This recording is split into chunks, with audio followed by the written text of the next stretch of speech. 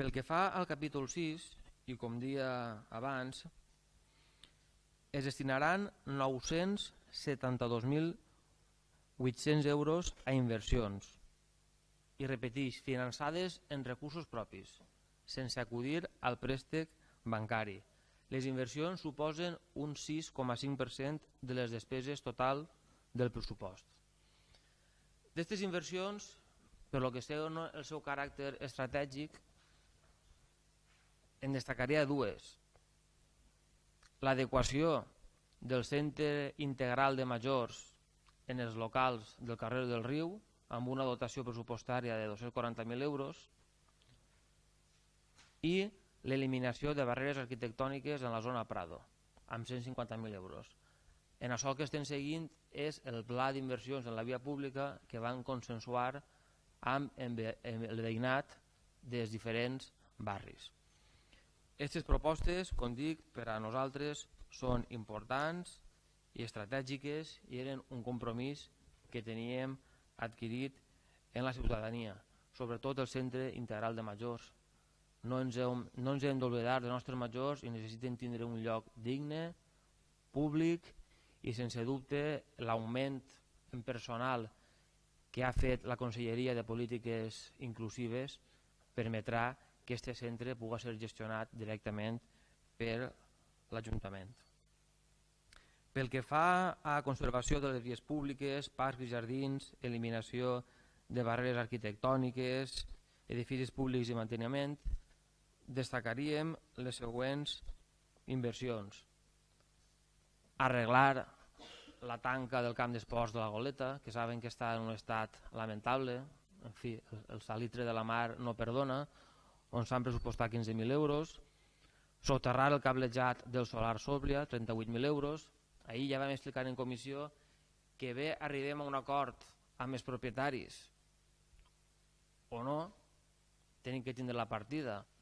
perquè si arribem a un acord i nosaltres llevem el cablejat a canvi que ens cedisquen els solars, necessitem tindre el consignat, i si no arribem a un acord i al final ho ha de fer l'Ajuntament de manera subsidiària, evidentment, després de posar les corresponents multes coercitives, també hem de tindre la partida pressupostària. En inversions i parcs i jardins tenim 20.000 euros, en la plaça del Moro de la Platja 30.000, en mobiliari urbà i senyalització 30.000 euros, en l'ampliació del PEPOS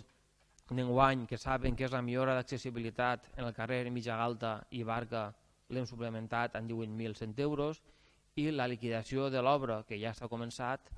són 50.000 euros, que en ser finançada en recursos propis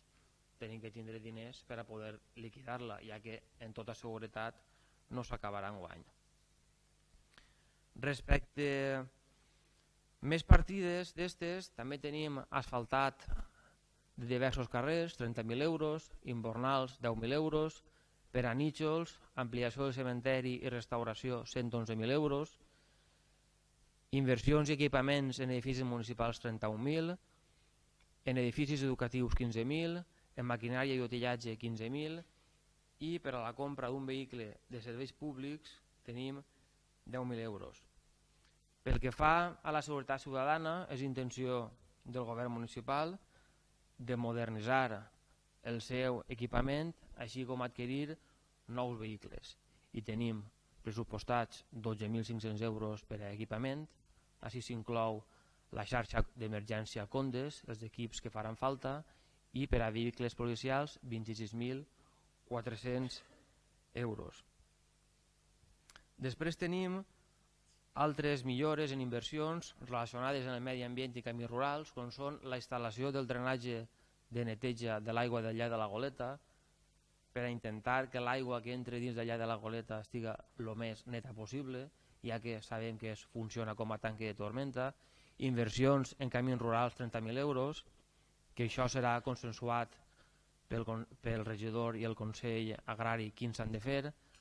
Solsides del riu Sèquia, 30.000 euros, i restauració ambiental dels ullals grans i de penyetes, 12.500 euros.